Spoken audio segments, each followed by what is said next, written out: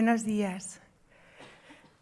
Buenos días. En primer lugar, quisiera agradecer a la Fundación Amigos del Museo del Prado su invitación y a Pilar por su amable presentación.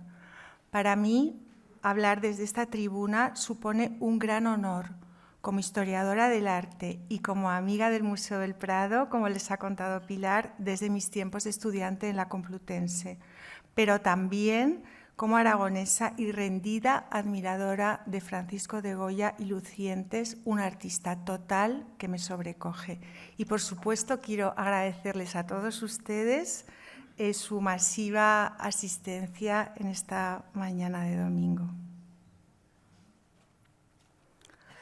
Tal y como les ha comentado Pilar, mi tema de investigación es la indumentaria. Es un asunto complejo y nada banal, el de la moda. Por lo tanto, vamos a hablar de nuestro genio desde otra perspectiva, no tan frecuente, pero, a mi modo de ver, muy necesaria para la comprensión del mundo que rodeó al artista. Sobre Francisco de Goya han corrido ríos de tinta, un artista polifacético, testigo de unas décadas cruciales en las que el antiguo régimen colapsó y comenzó una nueva era. Goya es fuente constante de inspiración y revisión, y a pesar de que dentro de 4 años se conmemorarán ya los 2 siglos de su fallecimiento, algunas facetas de su obra muestran una actualidad sorprendente, ya que se adentra en realidades universales que nos invitan a la reflexión, vicios y taras como la envidia, la ignorancia o la vanidad, pero también dones y virtudes como la belleza, la inteligencia o la valentía, cuestiones que nunca pasarán de moda porque forman parte intrínseca del ser humano.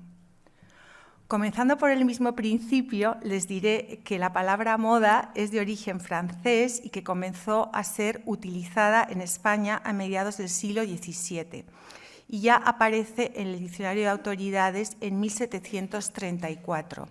La moda es muy difícil de definir, ya que su esencia es la mutabilidad constante y en muchos casos, como veremos hoy, es francamente arbitraria, ya que obedece a circunstancias del todo aleatorias y caprichosas, aunque a menudo conectadas con cambios sociales de gran calado. A lo largo de la Edad Moderna entendemos moda como un fenómeno intrínsecamente cortesano, vinculado al poder y a su imagen. Estamos hablando, por tanto, de un fenómeno de arriba abajo. Hasta finales del siglo XVIII, las monarquías habían formulado y desarrollado unos preceptos muy concretos en materia de indumentaria que podemos observar muy bien en los retratos de aparato, donde el despliegue de atributos juega un papel esencial. Los trajes, joyas, complementos, condecoraciones están dotados de un poderoso y potente simbolismo. En la imagen podemos observar la pareja de retratos que Goya hizo a los nuevos reyes Carlos IV y María Luisa de Parma, en las que lucen los trajes de corte. He de indicarles que a lo largo de mi presentación solo he hecho constar en los textos que acompañan a las diapositivas las obras que no pertenecen al Museo del Prado y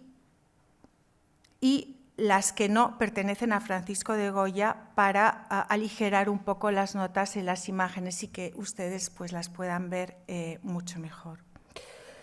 El hecho de estudiar la obra de Goya desde el punto de vista de la indumentaria de los personajes que pueblan sus obras, grabados o dibujos, resulta de lo más provechoso, ya que su producción es muy extensa y dilatada en el tiempo, a lo que debemos sumar que por sus pinceles desfiló una buena parte de la sociedad española, desde la familia real, pasando por los grandes títulos, damas y caballeros principales, burgueses y gente del común desempeñando las más diversas tareas. Estamos, por tanto, ante una amplísima obra que cronológicamente, en lo que a moda se refiere, abarca el rococó, el neoclasicismo, el imperio y el primer romanticismo. Por este motivo, ante esta obra ingente, me he visto lógicamente obligada a realizar una selección de pinturas que nos irán ilustrando acerca de las principales características de los diferentes estilos. Una selección acompañada de piezas de indumentaria reales que espero sean de su agrado. Dentro de estas imágenes he tratado de incorporar el mayor número posible de obras de Goya en el Museo del Prado, donde se conserva la mejor colección del artista, dentro de la cual más de 70 pinturas procede de la colección real. Entrando en materia, recordaré que el siglo de las luces es el siglo de Francia. A partir del último cuarto del siglo XVII, la corte de Luis XIV estableció una serie de atuendos que tendrían una enorme repercusión posterior. La moda poseyó entonces una dimensión poderosa. De hecho, estuvo por encima de las guerras y de los conflictos políticos, de tal manera que, por ejemplo, las damas inglesas esperaban anhelantes las últimas novedades de París. Los trajes a la francesa también gozaron de una amplia difusión en España, tal y como atestiguan los fondos documentales. A lo largo de bastantes años he investigado sobre las cartas de dote e inventarios de bienes, y en este tipo de documentación es palpable que España vistió a la francesa. La moda francesa se fue introduciendo paulatinamente en nuestro país y a principios del siglo XVIII ya estaba plenamente instalada. Como una imagen vale más que 1000 palabras, les he traído estos dos retratos que son coetáneos y que están aquí en el museo. Aquí pueden apreciar ustedes las evidentes diferencias entre el traje masculino a la española, que luce el duque de Pastrana, y el traje a la francesa, del duque de Medinaceli. Son diferencias conceptuales de lo más elocuentes. Estos retratos, además, solo se diferencian 3 años. El duque de Medinaceli, a su izquierda, luce el traje a la francesa, que se puso de moda en la corte del rey Sol. Como verán ustedes, un vestido muy opulento, formado por casaca, chupa y calzones, aunque en un primer momento de esta moda la casaca tuvo un marcado protagonismo, porque como ven ustedes, pues tapa las otras 2 prendas, ¿no? Estamos también en la época de las grandes pelucas. Como pueden observar en nuestro duque, las cabezas masculinas se asemejaron a melenas de león, aunque algo más ordenadas. Paulatinamente, las pelucas fueron reduciendo su tamaño y volumen, terminando en una coleta o trenza por la espalda, como veremos en tiempos de Goya. En cuanto al calzado, este es un detalle del duque de Medinaceli. Los zapatos masculinos tenían tacón y grandes hebillas. Luis XIV puso de moda los zapatos de tacón rojo, que se convirtieron en un símbolo de estatus. Y en lo que respecta al colorido, el varón se equipara a la mujer en el uso de tonos alegres y vistosos. La nueva indumentaria masculina usaba tejidos similares a la femenina con la misma sofisticación y riqueza. Y para rematar tan flamante atuendo, el caballero debía portar espada o espadín. Los usos cortesanos en lo que a indumentaria se refiere eran muy estrictos, porque sabemos que para ser recibido por Felipe IV era necesario llevar el traje a la española. De hecho, les cuento que a pesar de que fue una moda que imprimió todo Occidente durante el siglo XVI y una parte del XVII, que se sepa, solamente se ha conservado un traje a la española que lució el embajador noruego o sueco, ahora mismo no recuerdo, y ese traje se conserva en su país todavía, ¿no? Un traje a la española para ser recibido por Felipe IV, que sería parecido al que lleva ahora mismo el duque de Pastrana. Les cuento esto, que los usos en materia de indumentaria eran muy estrictos. De hecho, Felipe V, duque de Anjou, tras ser nombrado rey de España en 1700, fue ataviado a la española y así inmortalizado en su primer retrato como rey. Estos usos tenían una gran significación política y simbólica. La estética del rococó, presidida por el lujo, la ostentación y los atavíos extravagantes e incluso podríamos calificar de imposibles, ya estaba caduca a finales del siglo XVIII. Por entonces se abrían paso paradigmas que respondían a diferentes valores sociales. La Revolución Francesa provocó que todo estallara por los aires y en 1793 la Convención decreta en su artículo primero, y cito: «Nadie de uno u otro sexo podrá impedir a ningún caballero o ciudadana, a ningún ciudadano o ciudadana vestir de una manera particular. Cada uno es libre de llevar cualquier prenda y arreglo de acuerdo a su sexo que mejor le parezca». Es decir, ya había una libertad de vestimenta. En esta imagen pueden ver ustedes a Felipe V en su primer retrato como rey de España y tan solo unos años después ya con el traje a la francesa plenamente instalado en nuestro país, evidentemente en la corte, ¿no? En este grabado satírico de 1797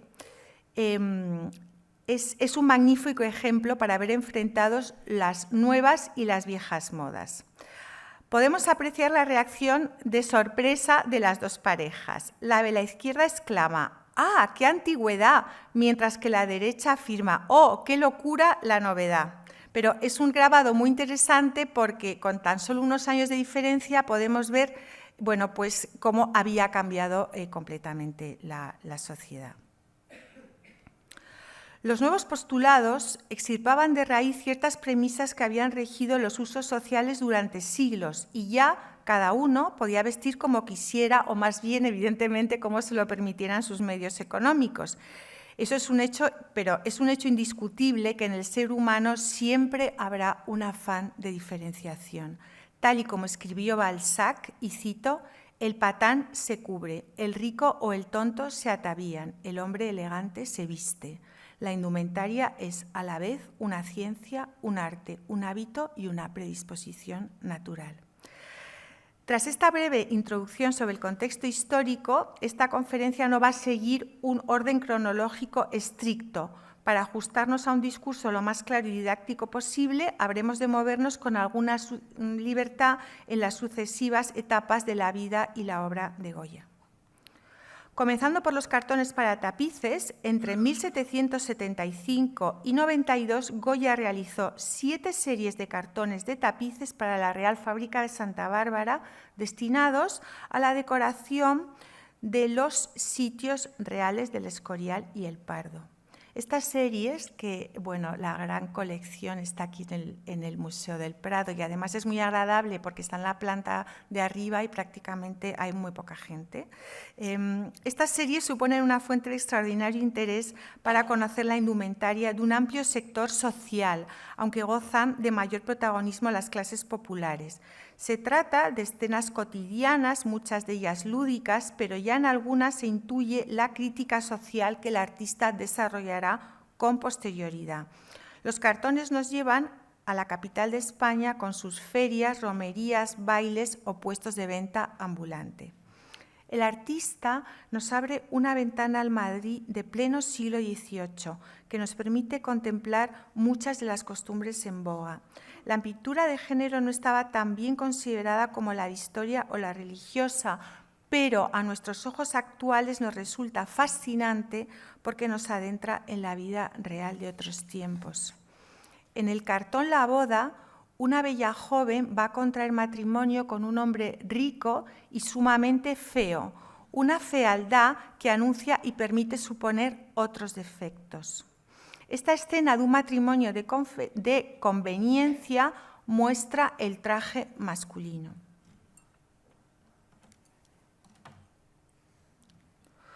Las protagonistas son las casacas del novio y del padre de la novia. Y vamos a ver un poco las características principales de esta prenda, la casaca, que está considerada una de las piezas más importantes de la historia de la indumentaria. La casaca masculina tenía rectos los delanteros e iba cuajada de botones de arriba a abajo. El cuello era a la caja debido al uso de pelucas y a la corbata, mientras que las mangas tenían amplias vueltas y también se decoraban con ojales y botones. Las casacas presentaban vuelo, como pueden ustedes apreciar aquí en esta esquina. Este vuelo se obtenía mediante la disposición de forros y de los grandes pliegues que partían de la cintura. Si lo pueden apreciar, porque el detalle es muy pequeño, pero si no tienen que fiarse de mí, Goya ha colocado al novio tacones rojos, algo propio de un estatus social alto, tal y como acabo de señalar, aunque ya anticuado en estas fechas. A veces las pinturas nos muestran pequeños detalles que nos pasan desapercibidos, pero que son muy reveladores.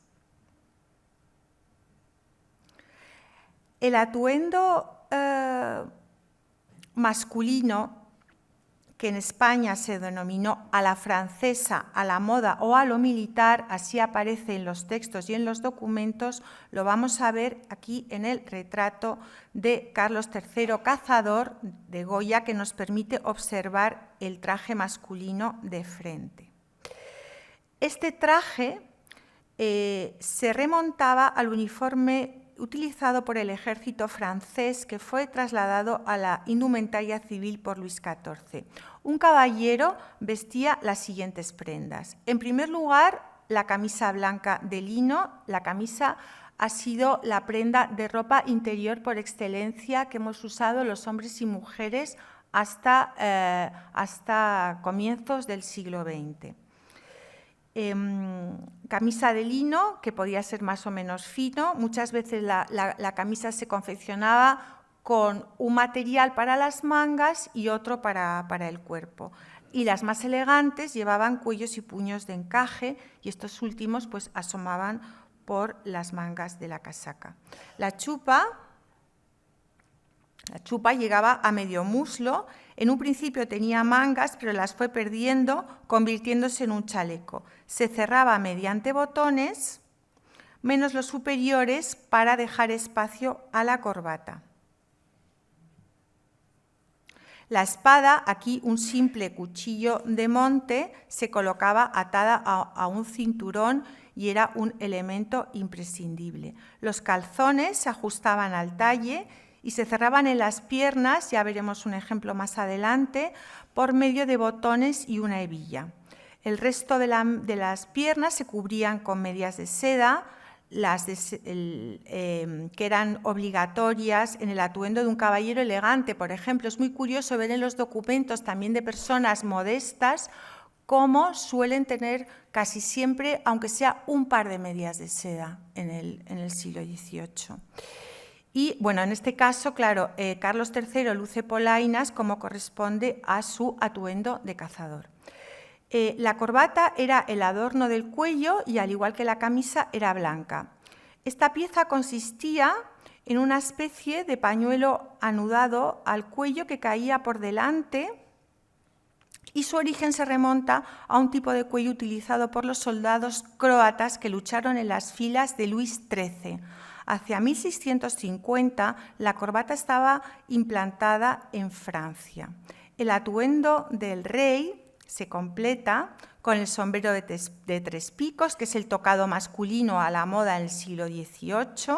Y por último, el rey luce el toisón de oro y las bandas de las órdenes de Carlos III y San Genaro, que fueron creadas por él mismo, y la del Espíritu Santo de la Casa Real Francesa. Pero al mismo tiempo que la moda francesa predominaba en las clases altas o con más pretensiones, entre las clases populares se ha ido produciendo un cambio de indumentaria que resultó de gran trascendencia para la historia de la moda en España. Me refiero a la aparición del traje de majo, unido a un fenómeno mucho más amplio, el llamado casticismo. Los cartones para tapices son particularmente interesantes para acercarnos a esta indumentaria. El majismo surgió hacia 1750 en algunos barrios castizos de Madrid, desde los que se reivindicaba la indumentaria típica española tras el profundo afrancesamiento de la moda. La definición de majo ya nos la ofrece el Diccionario de Autoridades en 1734 de la siguiente manera, y cito: el hombre que afecta valentía en las acciones o palabras. La indumentaria de majos y majas era muy cuidada, alegre y vistosa, y se caracterizaba por estar profusamente adornada con todo tipo de elementos decorativos como cintas, pasamanería o elementos metálicos. Aquí en Baile a orillas del Manzanares pues vemos dos parejas de majos bailando. El traje masculino estaba compuesto por las siguientes prendas: jaqueta. Vamos a ver esta y luego aquí tienen dos piezas conservadas en el Museo del Traje de Madrid de esta época. El traje estaba formado por jaqueta, chaleco, calzones, camisa, ancha faja a la cintura, pañuelo al cuello, cofia, medias, zapatos de villa, sombrero de 3 picos y capa, mientras que su rostro mostraba orgulloso grandes patillas. Aquí pueden verlo muy bien porque, a diferencia de la casaca, la jaqueta era una chaqueta corta y entallada con solapas no muy grandes. Aquí se aprecia muy bien. Volvemos para que ustedes puedan ver aquí, por ejemplo, la cofia, que podía ser tupida y en red, y también se hizo muy popular porque era usada por bailarines profesionales, tanto mujeres como hombres, y el movimiento del baile, bueno, pues el movimiento de la cofia pues verdaderamente debía ser muy vistoso y muy especial. Goya inmortaliza la figura popular del majo, un arquetipo español que gozó de una gran fortuna a lo largo del siglo XIX, cuando estos trajes comenzaron a ser llamados goyescos. La obra de Goya se imbrica de tal manera en la representación de estos trajes que, de hecho, tomaron su nombre y hoy en día todo el mundo entiende lo que es un traje goyesco. El término goyesco aparece en el Diccionario de la Real Academia Española en su edición de 1925, siendo un término que aligera la obra del maestro de su carga crítica y la limita a una expresión relacionada con lo castizo o costumbrista. En los retratos de los hermanos Pedro y José Romero, que bueno, desafortunadamente no están en España, podemos ver cómo es el traje que adoptaron los matadores profesionales, cosa que hizo aún más popular el traje de majo y que ha permitido su perduración por encima del discurrir de las modas, de tal manera que el atuendo castizo podemos decir que saltó de las calles a los ruedos. El pintor nos muestra a los famosos matadores como hombres valientes, francos y seguros de sí mismos. Es muy significativo, además, que la duquesa de Alba, también pintada por Goya, regalara un terno a José Romero, que es el que precisamente luce en este retrato y que aparece en el dorso del cuadro. Pues ello nos permite comprobar que un amplio sector social, incluida la más alta nobleza, estaba a favor, por supuesto, de las corridas de toros y de su estética. Como vemos en esta nueva imagen, el mismo autor se vio seducido por la fuerza de la moda casticista, lo que nos permite ver a Goya vestido a la goyesca. En su autorretrato en el taller vemos al artista en plena faena. Luce una chaquetilla corta y, aunque la factura es muy suelta, nos permite apreciar que está profusamente ornamentada en el frente y en las bocamangas. Goya nos mira de frente. La copa de su sombrero está rodeada de una estructura metálica que sostiene pequeñas velitas, cuyo uso explicaba el hijo del artista, y cito: los últimos toques para el mejor efecto de un cuadro los daba de noche, con luz artificial. En este autorretrato Goya se muestra orgulloso de su oficio, pero también como un burgués acomodado. Para Valeriano Bozal, este retrato sería expresivo de la ambición social del artista en esta época de su vida. Tras el majismo, volvemos a la moda internacional para observar una evolución que anuncia ya los comienzos de la moda romántica. Junto a un vestido, vemos en la diapositiva al conde de Florida Blanca, junto a un vestido conservado en el Museo de Los Ángeles, el cual presenta, como verán ustedes, una extraordinaria similitud con el del retrato. Y aquí en el centro les he puesto unas medias de seda adornadas. Este tipo de bordado en las medias es muy común, se llamaba cuchillas en la época y ha llegado hoy en día, curiosamente, en los trajes de torero. Es decir, los toreros normalmente siguen usando estos bordados en sus medias. En ambos trajes vemos cómo el gusto todavía a finales del rococó se orientaba a colores pastel, como rosas celestes o verdes agua, como en este caso.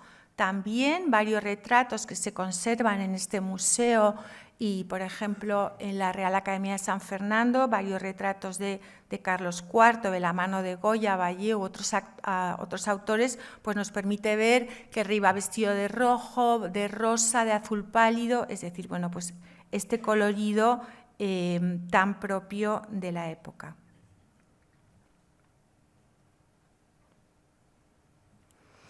Sin embargo, ya en los últimos años del siglo XVIII entran en escena dos nuevas y revolucionarias prendas en el guardarropa masculino, el pantalón y el frac, que reemplazarían al calzón y a la casaca respectivamente. Tal y como podemos observar en estos retratos, como en los maniquíes de la chaqueta, que ahora les enseñaré, bueno, en estas dos piezas reales, pero ahora vuelvo otra vez a los retratos. La chaqueta del frac lucía un cuello vuelto muy alto, con el frente más corto, mangas muy ceñidas, cerradas en las muñecas. Además, en esta época, en estos años, finales del XVIII, se produce un importante cambio del gusto que lleva a la aparición de rayas en los tejidos. Estas chaquetas de frac siguen el modelo que lucen muy elegantemente Andrés del Peral y Sebastián Martínez, que fue el gran coleccionista de arte y bibliófilo que recibió a Goya en su casa de Cádiz y le atendió cuando estuvo enfermo.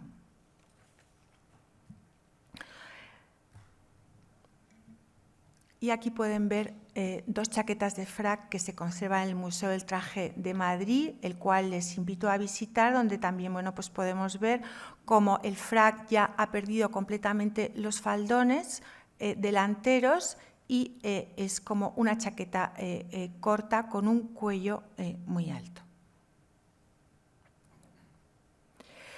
En estos dos espectaculares retratos, Goya nos muestra la elegancia del nuevo atuendo masculino en el que ya se han incorporado plenamente los pantalones. Los pantalones, no se vayan a creer ustedes, son una prenda muy antigua, pero su puesta de moda en este momento histórico fue consecuencia de la Revolución Francesa, en la que los llamados sans culottes, es decir, los sin calzones, fueron los asaltantes de la Bastilla y protagonistas idealizados de sus principales episodios. El calzón quedó convertido en una prenda obsoleta propia del antiguo régimen. Nuestros nobles llevan frac, la nueva moda procedente de Inglaterra. A finales del siglo XVIII, Inglaterra se convirtió en el epicentro de la moda masculina. Los británicos preferían una elegancia menos embarada y más funcional que permitiera la práctica de deportes y la vida al aire libre. El país había prosperado extraordinariamente gracias al nivel de vida y el comercio había prosperado extraordinariamente y una pujante clase media comenzó a consumir. Los sastres ingleses se hicieron depositarios de una merecida fama debido al ajuste impecable de las prendas, la perfección del corte y el esmero en los detalles. Tras la Revolución Francesa, la sociedad había sufrido una profunda transformación que afectó de lleno a la manera de vestir. Ahora todos los hombres eran iguales ante la ley, pero no se puede obviar que siempre existe un afán de diferenciación que algunos consiguen expresar en su indumentaria de una manera especialmente afortunada. Esta virtud puede ser innata o adquirida y no estriba en el origen de la persona ni en su fortuna. Es algo mucho más sutil. George Beau Brummel, que no sé si les sonará a ustedes o habrán visto una película que hay sobre él, que vivió entre 1778 y 1840, representó este nuevo perfil por excelencia, ya que su manera de vestir buscaba la perfección absoluta huyendo según los nuevos criterios. El bello Brummel probablemente hacía honor a su apodo, parece que era alto y rubio. Un hombre que, sin nacimiento, rango, fortuna o gran inteligencia, se estableció a sí mismo como árbitro de la elegancia. Su aspecto se caracterizaba por un impecable aseo personal, se bañaba todos los días, inmaculadas camisas con cuellos altos, corbatas con nudos perfectos y abrigos oscuros. Brummel abandonó la corbata y se cortó el pelo a la manera de la antigua Roma, denominada a lo Brutus. La chaqueta del frac era azul marino o negra y los pantalones, que debían quedar como un guante, se reservaba los claros para el día y los oscuros para la noche. A principios del siglo XIX, Brummel anunció la regla de oro que todavía se aplica hoy en día. El signo de una persona verdaderamente elegante es aquella que no llama la atención. Esta imagen presidida por la pulcritud y elegancia tuvo una importancia clave en la sociedad europea hasta bien entrado el siglo XX. Pero volvemos a Goya, al cual parece que no se le escapaba absolutamente nada, y también dedicó algunas escenas a criticar las esclavitudes de la nueva moda. Los hombres a la última en España fueron tachados de petimetres, superficiales y preocupados hasta el extremo por su aspecto exterior. En la imagen vemos a este joven presumido que se mira al espejo donde se ve reflejado en una mujer con argollas en el cuello y cintura unidas a la pared con cadenas. Este dibujo, además de poner tal vez en duda la masculinidad del joven, ridiculiza las esclavitudes de la moda, que en muchos casos llegó a ser cruel y perjudicial para la propia salud por sus apreturas y estrecheces, como denunciaron algunos médicos, sobre todo en el caso de nosotras las mujeres. Los cuellos del frac eran tan altos que Goya, que probablemente tuviera que padecerlos, caricaturiza en este dibujo su insufrible incomodidad. La segunda escena nos presenta a otro joven que en este caso se ve replicado por un simio. Es indicativo que el Diccionario de Terreros de 1788 defina la palabra relamido con los siguientes sinónimos: mono, pisaverde, petimetre, pulcro en demasía. Por tanto, identifica al petimetre con el mono, tal y como nos muestra el artista con su proverbial agudeza. Pero la cosa no termina aquí. Este grabado satírico español nos muestra las esclavitudes de la moda. Vemos a un joven mirándose al espejo, encantado de haberse conocido, mientras su criado tira con todas sus fuerzas para ajustarle el corsé con el propósito de que luzca hecho un auténtico figurín. Detrás vemos la chaqueta del frac que les he enseñado anteriormente, esperando su turno, mientras una dama observa críticamente la escena. Es decir, que no solamente las mujeres usamos corsé, en determinado momento también lo usaron los hombres.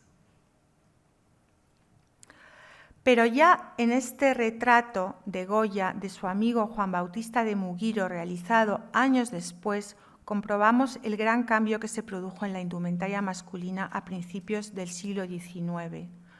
Muy en relación con los valores de la burguesía triunfante, el hombre ya no estaba para presumir, sino para ser útil. por lo que todo el protagonismo fue acaparado por la mujer. Esto se ha llamado la gran renuncia masculina. El hombre se enfundó en un traje oscuro que con variantes es lo que ha llegado hasta el siglo XXI, aunque no sabemos lo que le queda de vida a la pobre corbata. Yo, desde luego, espero que sea mucho, ya que me parece un símbolo de civilización y de respeto. Pasando a la evolución que en estos mismos años sufrió la moda femenina, comenzamos por la familia del infante Don Luis, que nos servirá de introducción a esta segunda parte de la conferencia. Esta gran pintura nos muestra una escena cotidiana en el Palacio de Arenas de San Pedro, donde vivía el infante con su jovencísima mujer y sus 3 hijos.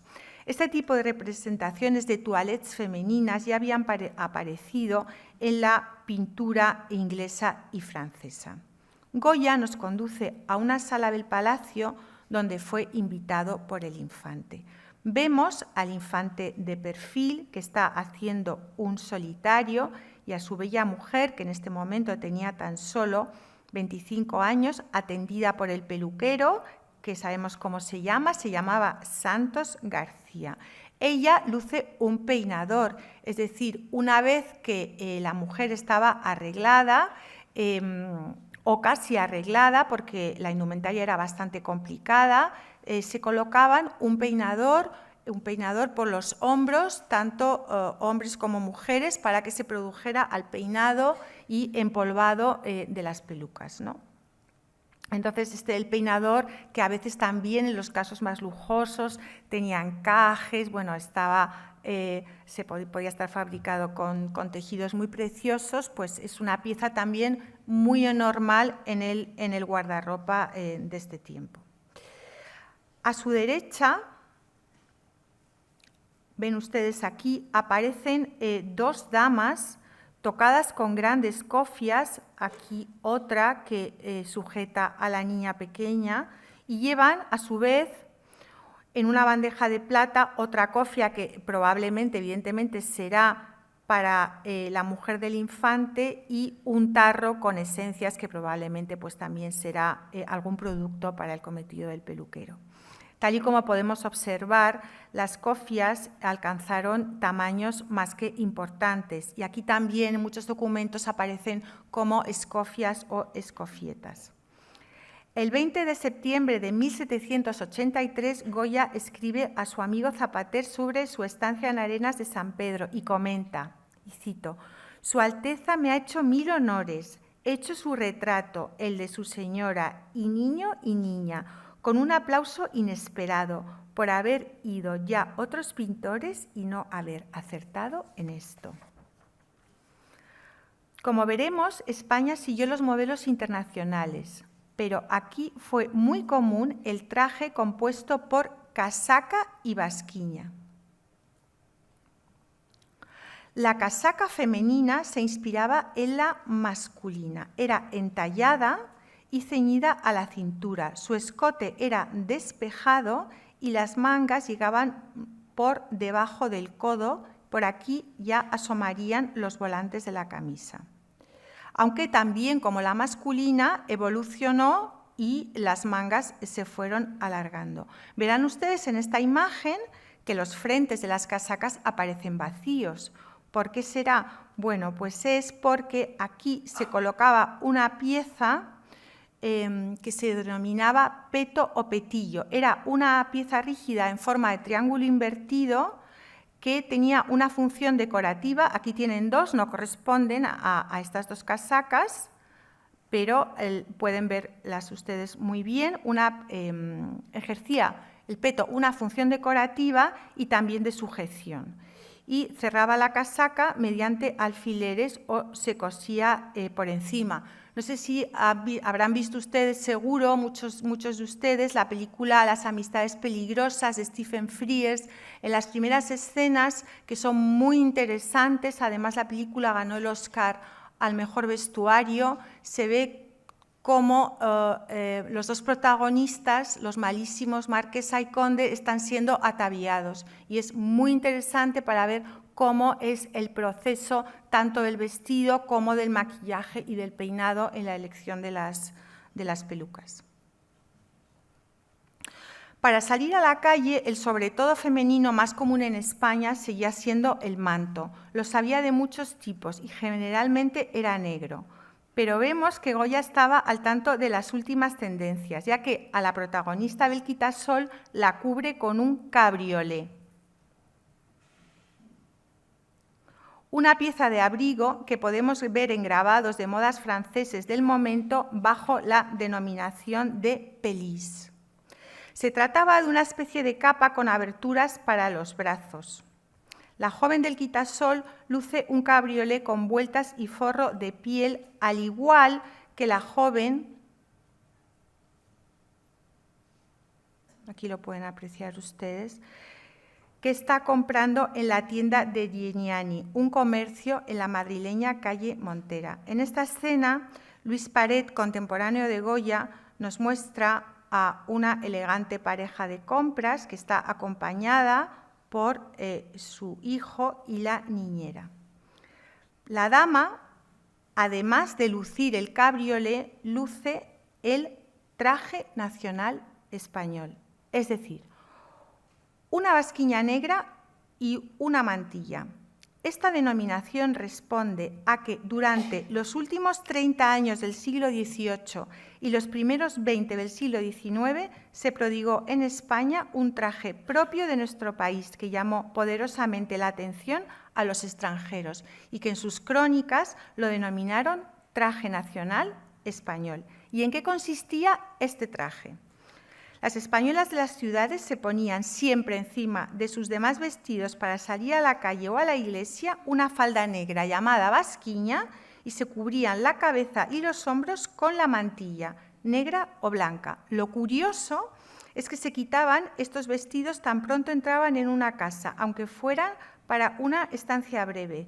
De hecho, resulta muy revelador que el diccionario de la Real Academia, en su edición de 1791, en la voz basquiña especifica, y cito, «pónese encima de toda la demás ropa y sirve comúnmente para salir a la calle». El traje nacional aparece en otros cartones para tapices de Goya y también en su precioso retrato de la condesa de Chinchón niña. Durante su estancia en Arenas de San Pedro, como acabo de comentar, Goya retrató a la futura condesa de Chinchón con el traje nacional español en el que aparece como una mujercita. La niña lleva un vestido azul y encima la basquiña negra, su cabeza está cubierta por una cofia o bonete llamado dormilona, una cinta con flores y encima ven que lleva pues, una delicadísima mantilla. En 1777 se publica la Colección de trajes de España, tanto antiguos como modernos, que comprende todos sus dominios. Estas colecciones no tenían precedentes en España, aunque sí en otros países como Francia e Italia. La serie de Juan de la Cruz, Cano y Olmedilla la tienen ustedes descargadas en la Biblioteca Nacional Hispánica y es interesantísimo que la puedan ver. Juan de la Cruz, Cano y Olmedilla fue hermano del célebre don Ramón de la Cruz, que tanto popularizó a las majas en sus obras de teatro. Pues esta serie reviste un gran interés para acercarnos a buena parte de la sociedad española del momento, desde personas modestas a arquetipos urbanos a la última moda, como estas dos imágenes que les presento. La maja y la petimetra, es decir, la mujer castiza y la esclava de las modas de París. La maja lleva un jubón azul, basquiña negra, mantilla blanca, mientras que la petimetra lleva el tipo de casaca y joyas a la francesa. Ninguna de las dos prescinde del abanico, un complemento imprescindible en la época en el atuendo de una señora elegante. Y además, si se van fijando ustedes en los retratos, pues es que a partir de esta época, el siglo XVIII, ya en el XVII también, bueno, ya parece que en el XVI en la dama del abanico, pero vemos que es un complemento imprescindible en el atuendo de una dama, los había de muchísimos tipos y, por ejemplo, Isabel de Farnesio, que fue una gran coleccionista de arte, tenía una colección de más de 1000 ejemplares y también los abanicos se regalaban en las bodas, podían incluso tener piedras preciosas, carey, marfil, huesos, sedas, también los pintaron muchas veces pintores importantes, es decir, era una pieza con muchísimo significado también para la comunicación en esa sociedad.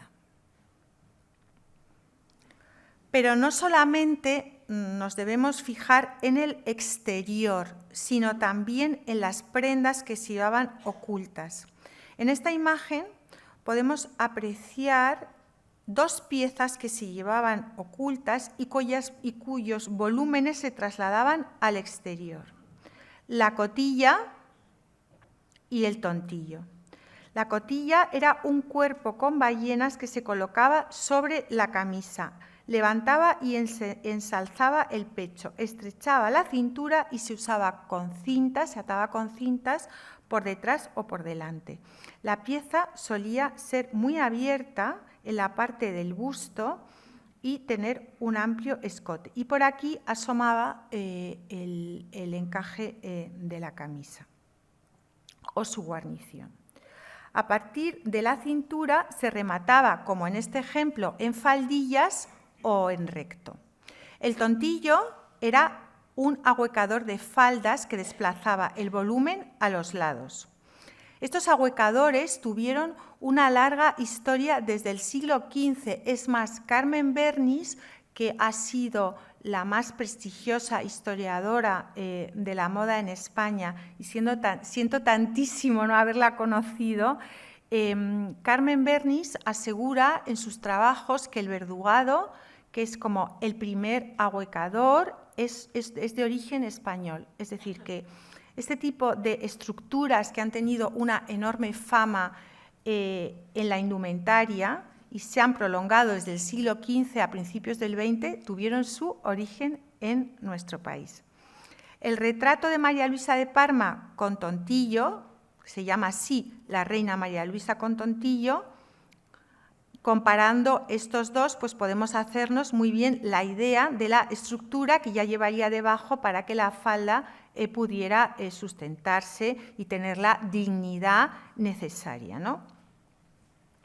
La reina lleva un bellísimo traje de corte, que aquí también, no sé si lo pueden ver ustedes, sí, tal vez sí, se ve perfectamente el petillo, está este triángulo invertido que cierra el vestido, y observarán ustedes que luce un espléndido puff, que es el peinado a la última moda, coronado por encajes, cintas y joyas, del que hablaré en breve.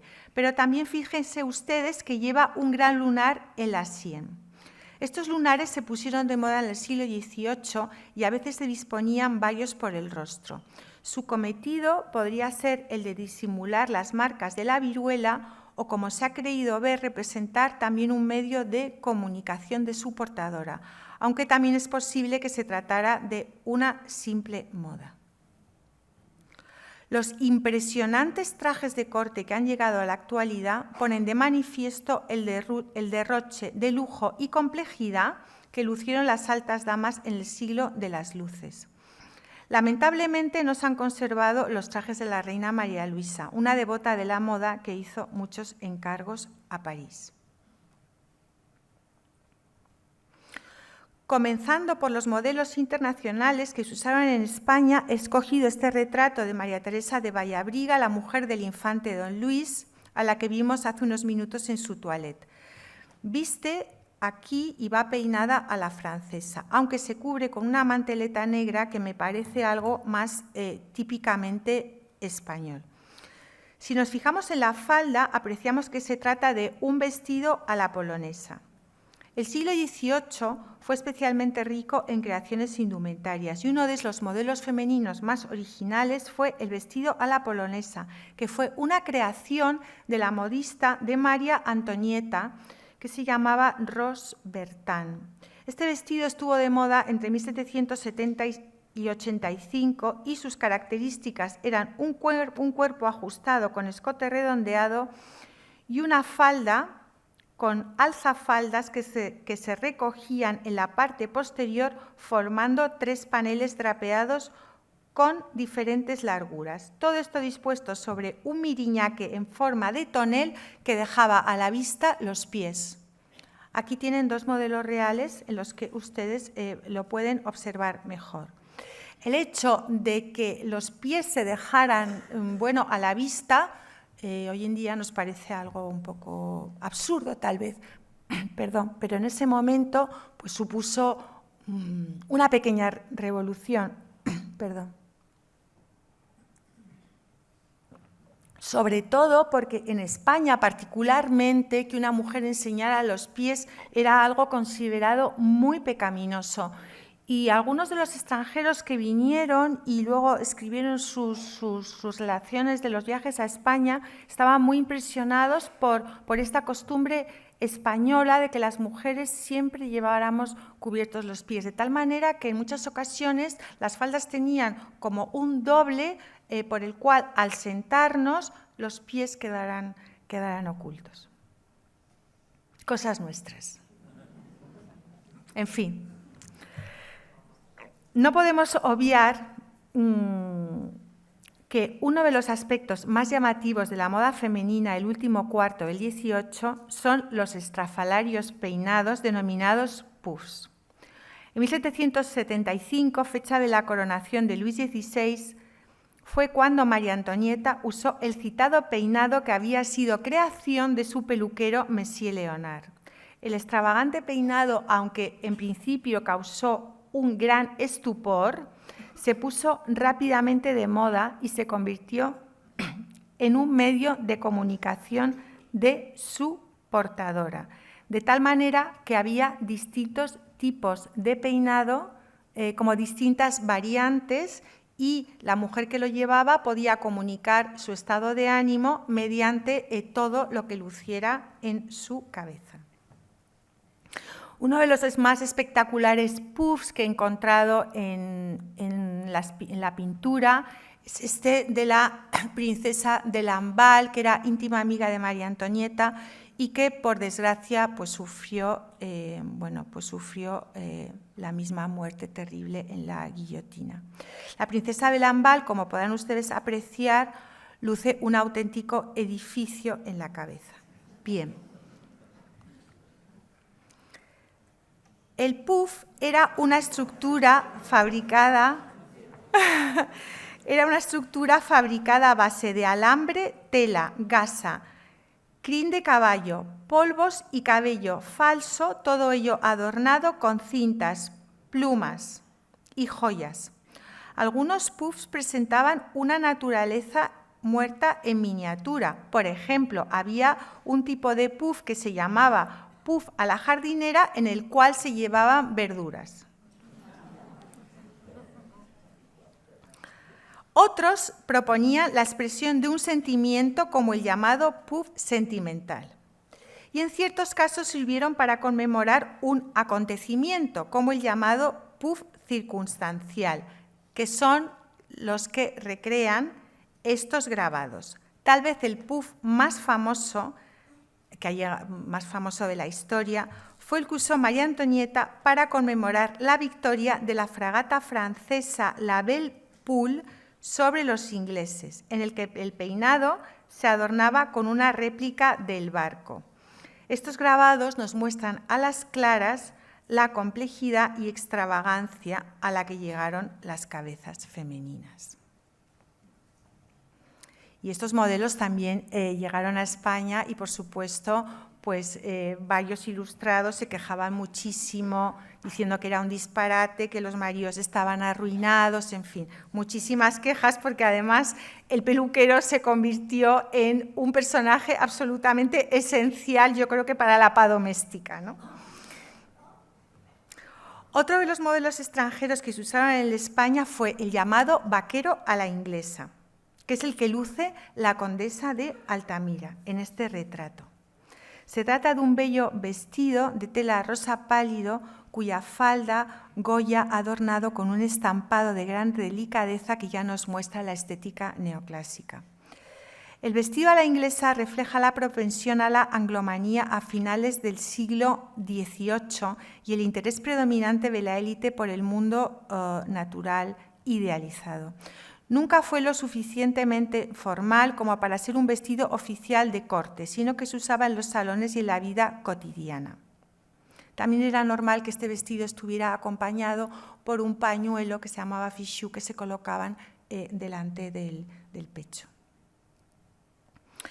Este vestido se caracterizaba por incorporar la cotilla o corpiño con ballenas en su estructura, mangas pegadas y una falda con pequeños pliegues ligeramente inflada en la parte posterior por un acolchado llamado fondo de París que terminaba en una pequeña cola. En este momento no tengo más remedio que volver a María Antonieta, la cual encarnó el ideal de su tiempo y fue la influencer total, no solo en vida, sino también después e incluso en la actualidad. La apodada Madame Déficit por sus enemigos fue una adelantada a su tiempo y adoptó un traje vaporoso creación de Rose Bertin, que recibió el nombre de vestido camisa y que en España lo llamamos simplemente camisa. María Antonieta se hizo retratar por su pintora con este nuevo atuendo y el cuadro fue expuesto en el Salón de París en 1783. Pero el vestido era demasiado moderno para la época y causó un fuerte rechazo, por lo que hubo de ser retirado y sustituido por este autorretrato en el que la reina luce un vestido a la inglesa y se mostraba más en su papel. Pero si se dan cuenta, bueno, pues los retratos siguen el mismo esquema y también lleva una rosa. En estos momentos el neoclasicismo estaba en su momento álgido. El descubrimiento de las ruinas de Pompeya y Herculano a mediados del siglo XVIII, siendo rey de Nápoles Carlos VII, más tarde Carlos III de España, propició una vuelta a la antigüedad clásica y su estética. Esta tendencia, unida al estallido de la Revolución Francesa junto al enconado rechazo a todo lo anterior, fueron los motores de un cambio radical en la indumentaria femenina. La mujer se liberó de cotillas, tontillos y tacones, comenzando a vestir al modo de las estatuas clásicas. Los colores eran claros, fundamentalmente el blanco, y los tejidos vaporosos, como la muselina. El calzado también se hizo a imitación de los modelos romanos y sundarios y se usaron sandalias planas. En palabras de la historiadora Caroline Weber, que ha escrito un interesantísimo ensayo que se titula María Antonieta, reina de la moda, no lo tenemos traducido todavía al español, pero bueno, les he traducido yo un párrafo que me parece muy interesante y muy revelador de la situación. Cito: de manera paradójica, una mujer que se hizo famosa por su presunta frivolidad y su compromiso exagerado con el lujo excesivo, prefería vestir de una manera informal. Una de las paradojas de la Revolución Francesa es que este vestidito blanco se convirtió básicamente en el uniforme de las revolucionarias. Las mujeres que consideraron que María Antonieta había sido terrible para Francia y clamaron porque le cortaran la cabeza y beber su sangre, fueron las mismas que quedaron encantadas con el vestidito blanco por su sencillez y porque era bastante barato. No crean ustedes que me iba a olvidar de nuestra más célebre maja, la archifamosa maja vestida, todo un símbolo de nuestra cultura, pero que, sin embargo, lleva un vestido camisa con la originalidad de que luce una chaquetilla con decoraciones propias de las majas. Goya captó perfectamente la sensualidad de este nuevo atuendo revolucionario y lo explotó genialmente en esta pintura. Al ser tan ligero, se pegaba al cuerpo, por lo que no deja mucho a la imaginación. Esta nueva moda podía ser escandalosa e incitar a la confusión, tal y como podemos observar en esta pintura francesa en la que un caballero confunde a esta joven con una prostituta por la extrema ligereza de su vestido. Observen ustedes. También lleva sandalias, como las estatuas de época clásica o también como las que vemos en verano en nuestras calles, en fin, completamente a la moda actual. Y llegamos a uno de los retratos más célebres de Goya, el de María Teresa de Borbón y Vallabriga, que posó embarazada de la única hija que tuvo con Manuel Godoy. Su traje de manga corta solo tiene unas delicadas decoraciones en zigzag, en el ruedo de la falda y en los extremos de las mangas. Su peinado, un poco alborotado, se recoge en una pequeña cofia del que salen unas espigas como símbolo de la fertilidad. El llamado estilo imperio se decantó por siluetas sencillas con el taje bajo el pecho, brazos al descubierto y escotes despejados, sobre todo para la noche. Los vestidos eran enteros y se colocaban por la cabeza o por los pies. Al subir tanto el talle del vestido, se pusieron de moda como prenda de abrigo unas chaquetillas muy cortas, que fue una creación inglesa debida a un señor que fue, Spencer, que fue un antepasado directo de Lady Diana Spencer, princesa de Gales. Y estas chaquetillas también se llevaron en España y se les llamó también Spencer, y así aparecen también en la documentación. Los peinados también se decantaron por la sencillez, con simples recogidos que imitaban modelos de la antigüedad. En definitiva, las mujeres nos liberamos absolutamente de todo. En el año 1800 ya estaba completamente instalada la moda imperio, que muestra un evolucionado vestido camisa con el talle bajo el pecho. Los vestidos de estos años destacan por su extrema simplicidad, como podemos apreciar en el retrato de la marquesa de Santa Cruz, al que sus descendientes se referían como la abuela en camisa. Goya retrata a la joven al modo de musa griega, con la cabeza adornada de hojas de roble y un traje blanco con un más que amplio escote y tirantes del que emana la luz. Este atuendo lo podemos considerar como la culminación de la teoría del menos es más. Los últimos años del XVIII y primeros del XIX representan el apogeo de la moda imperio, cuyo punto culminante se encuentra en la coronación de Napoleón, que tuvo lugar en la Catedral de Notre Dame en París en 1804, y fue un episodio que tuvo una enorme repercusión. Todos estos usos llegaron a nuestro país, tal y como es palpable en la obra. Es un poco largo el título. Colección de trajes que en la actualidad se usan en España, principiada en 1801, de la que el Museo del Prado conserva los dibujos preparatorios, que también les recomiendo ver en la página web del museo. La colección está formada por 112 estampas y constituye una fuente esencial para el estudio de la indumentaria a principios del siglo XIX. Les he traído estos dos dibujos donde comprobamos que los arquetipos maja y petimetra siguen estando presentes en la sociedad, pero como pueden ver, sus trajes se han adaptado a la nueva silueta. Lo insólito del majismo fue que la nobleza comenzó a imitar la vestimenta de los tipos populares. Se trató de un fenómeno absolutamente singular, ya que las capas altas copiaron a las bajas. Es un fenómeno interesantísimo y además absolutamente particular de España. Lo vemos en este famosísimo retrato de la duquesa de Alba, ya viuda, vestida de maja, en el que lleva basquiña negra, un jubón, una faja roja en la cintura y mantilla negra. Es una imagen icónica de España. Solamente 3 años después, la reina se retrató con mantilla negra, pero ya su traje sigue la nueva silueta imperio, es decir, con el talle bajo el pecho. Las damas gustaron de lucir el atuendo de las majas, tan vistoso y alegre. Lo consideraban muy favorecedor y símbolo de una cierta libertad.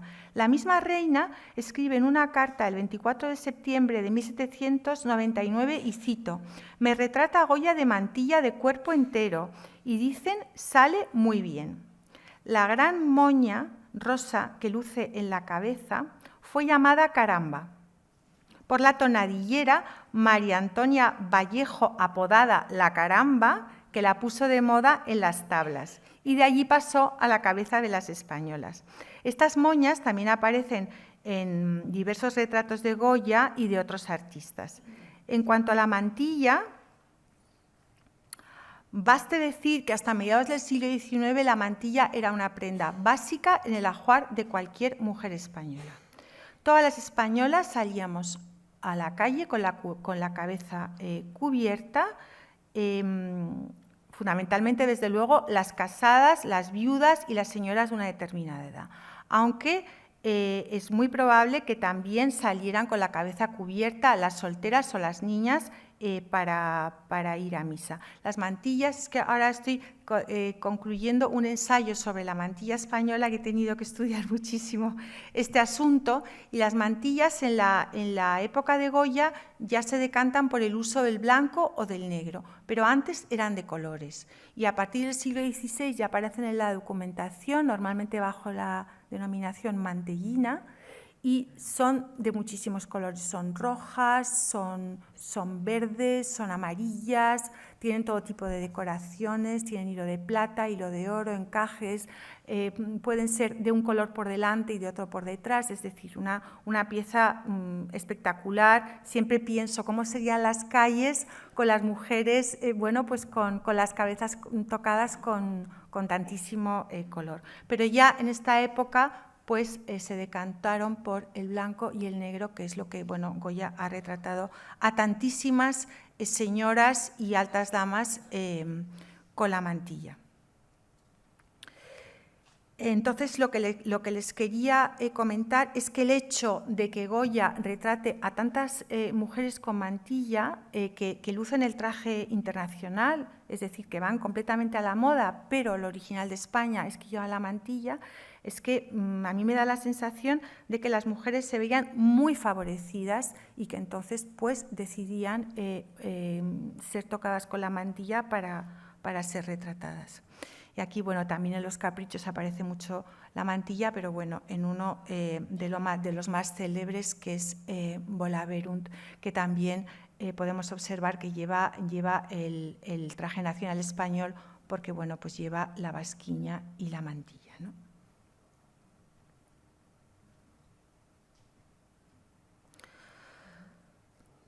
Con esta imagen, que no es solo un retrato de familia, también de un momento de España y de toda una época que se asomaba a cambios vertiginosos, concluimos nuestro recorrido por la obra de Francisco de Goya. Una obra que supone un testimonio abrumador de todo un tiempo histórico, tal y como ha sido reconocido por estudiosos de todas las ramas del saber desde hace 2 siglos. Por ello ha sido analizada desde todos los puntos de vista imaginables, por los mejores especialistas e historiadores del arte como el profesor Valdovinos y muchos otros. Ellos nos han revelado así aspectos fundamentales del trabajo del artista, desde los más técnicos hasta aquellos que directamente nos hablan de su genialidad, de su penetración psicológica, para captar la personalidad más profunda de los personajes y de la capacidad para dar cuenta, con la viveza de un auténtico reportero de su tiempo, de los procesos políticos y sociales que se estaban fraguando ante sus ojos, por más que muchos de sus protagonistas, a veces los retratados por él mismo, permanecieran ciegos ante ellos. Esta conferencia se ha propuesto fines más modestos, pero quizá menos frecuentados. Simplemente he pretendido mostrarles, con el tiempo disponible, lógicamente, a ustedes Como Goya fue también un testigo fiel de los cambios en la indumentaria de las gentes, desde los tipos populares a los personajes más encumbrados de aquella España. Y a fe que Goya se nos convierte en un guía de primer orden para mostrarnos esa evolución, la más importante en el vestido desde hacía siglos y el comienzo de un giro radical que nos transporta hasta prácticamente nuestros días, especialmente en el atuendo masculino. Pero la importancia de la vestimenta en Goya va más allá. Al cambiar los tejidos, los colores, los cortes, los complementos, los peinados y la finalidad social del vestido, las pinturas cambian también. El vestido no lo es todo, pero no es algo meramente ocasional. Habla un lenguaje tan poderoso como el de las facciones, las manos o la postura de los retratados para definir su personalidad y quizá el primero de entre todos para informarnos de su mundo. Goya, gracias a su larga carrera, a los radicales cambios que le tocó vivir y sobre todo a su agudísima mirada y a su genialidad, es quizá el pintor más indicado para mostrarnos en sus retratos, de los que hay tantos y tan extraordinarios en este museo, la potencia del estudio de la moda y del vestido para la historia del arte y para la historia en general. De amiga a amigos del Museo del Prado, muchísimas gracias por su atención.